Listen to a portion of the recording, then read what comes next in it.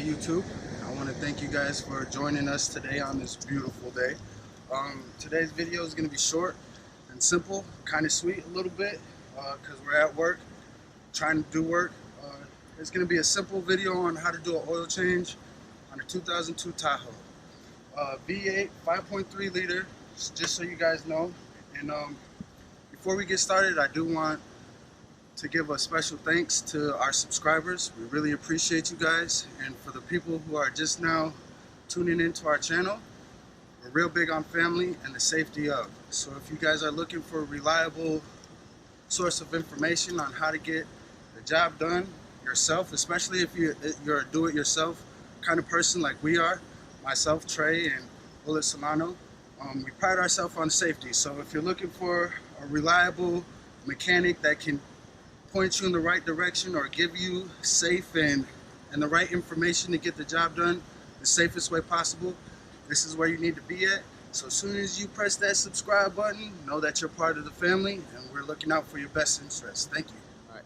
So before I start the oil change, I always like to check the dipstick to see what the oil's looking like, see where the oil level's at, and just to make sure that I don't have no fluids mixing. The oil looks relatively clean.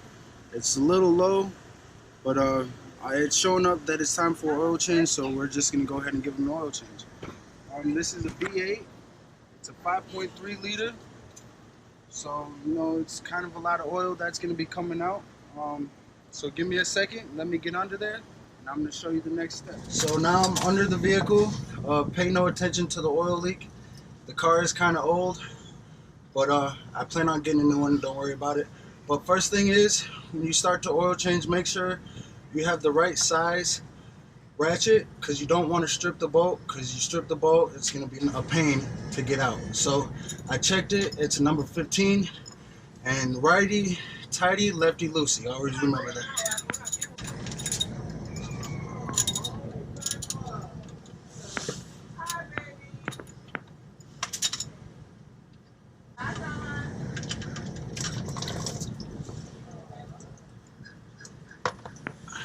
And don't be afraid. It may get a little messy, but that's okay. Don't wear nothing you're gonna go out to a fancy dinner with, because it will get dirty. But first thing, I'm gonna drain all the oil. Make sure I got all the oil out. And then after that, I'm gonna move to the oil filter. And as you can see, that's right here, and it's a little juicy. I went to Walmart and got my last oil change done, and I'm not sure they tightened it all the way, so that's another reason why I'm doing it myself today.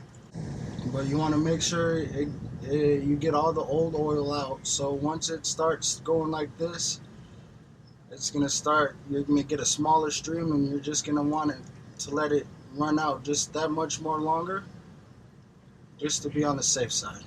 And this is the stream I was talking about.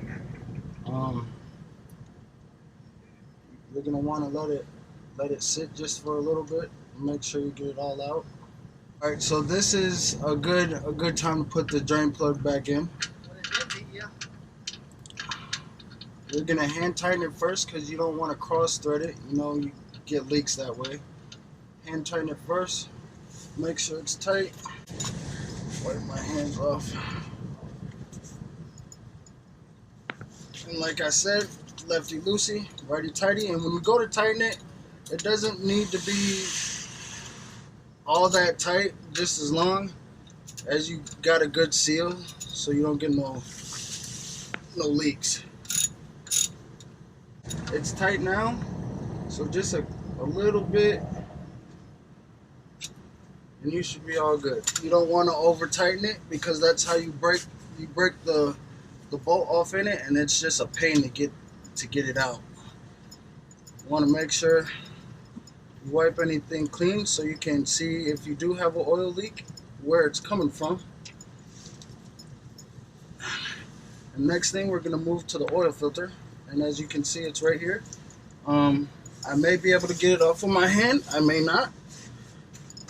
Oh, like I said, they didn't put it on that tight at Walmart, so I'm able to do it with my hand.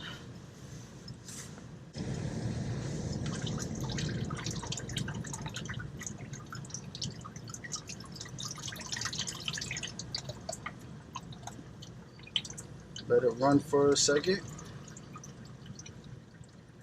Go ahead and remove it all the way. Make sure you dispose of them in the right way. I know with some Walmarts, they take them and they'll dispose of them for you. But if not, you can always go to your local car changing oil place and they'll dispose of them for you too the right way.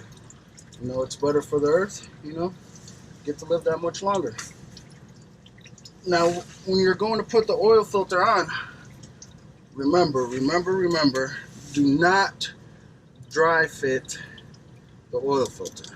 And what I mean by dry fit is you have a ring around the oil filter, and if you just go to screw that on, it probably won't get a good seal and it'll probably start leaking. So what I do is I just take some of the old oil, rub it around the ring,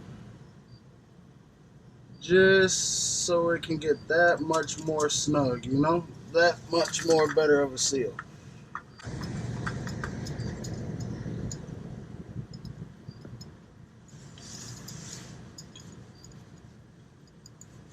Now what I like to do is after I hand tighten it as tight as I can, I like to go back with this is what we call an oil filter wrench.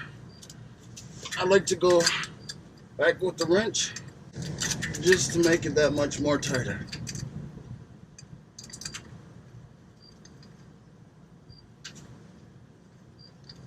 Make sure you wipe everything off just in case you don't have a good seal. You'll be able to see it when you go to start it up. Oil will start spraying everywhere and you're gonna have to do something over. But that's that, and we're gonna go back up to the top so we can fill it. For you guys that don't know, you can always find where you put the oil at. It's gonna say engine oil right there on the top. It's gonna tell you the weight and everything. 530 is what it calls for, but because I have a oil leak, I'm gonna go with a thicker oil. 10W30, high mileage. I got over 200,000 miles on this car, so you know I'm gonna stick with the high mileage and a thicker weight so I can have that much more oil in it and I won't have to keep dumping it in there. By the way, this video is not sponsored. He paid for everything with his own money. It's always a good thing when you go, if you're a do-it-yourself person, it's always good to make sure you have the right stuff, the right amount of stuff. Now, I used to change oil back in my younger days for Walmart actually, so I kind of have a good memory on this car. If I'm not mistaken, it takes a little bit over 7 quarts. So I'm gonna start off with the 5 quart. I'm gonna put that in there, check it, and we'll go from there, because you don't want to overfill it. When you overfill it, you can mess some stuff up in the engine and it's just gonna cause you more problems. So make sure you stay either, it's best, I always say it's best to be under than over. It's safer. You know, make sure you take your time when pouring it. You don't want to get oil on it. I mean, it's not bad, you'll be able to spray it off, but when you spill oil, you know, you get the smoke coming out from under the hood because the oil burning off, and you know, that's not a good sight in public when you're at a stoplight. And like I said, if you're a do-it-yourself and you're gonna change your oil by yourself, when you go pick up the oil, normally they have a book by the oil filters or the oil to tell you exactly how much oil goes in the car. I just finished putting the 5 quarts in. I'm gonna close up here and I'm gonna start it, let it run for a couple seconds, and I'm gonna check the level. We'll go from there.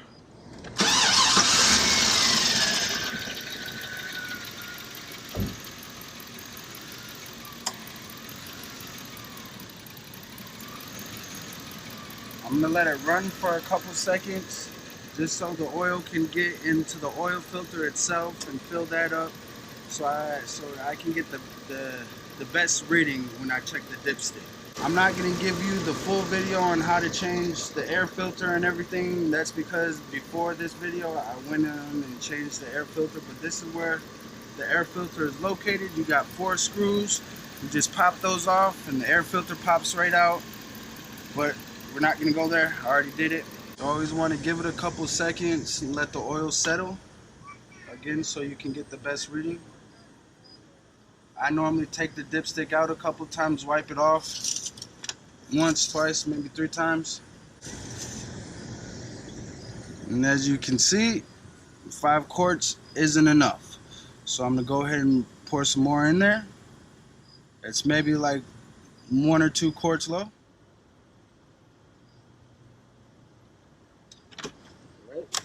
If you look up here, you have all this dry space, and you see right here it comes up to that second line. So you're probably another quart short. Little FYI, the best way to read it is when it's fully all the way across and it's not on the side coming up like that. That's how you get the best reading. That's how you do an oil change on a 2002 Chevy Tahoe. I want to thank you guys for tuning in to the Bullet Solano channel today. Feel free to leave comments, ask questions, and don't forget to hit that subscribe button, be part of the family, and let's be safe together. Thank you guys.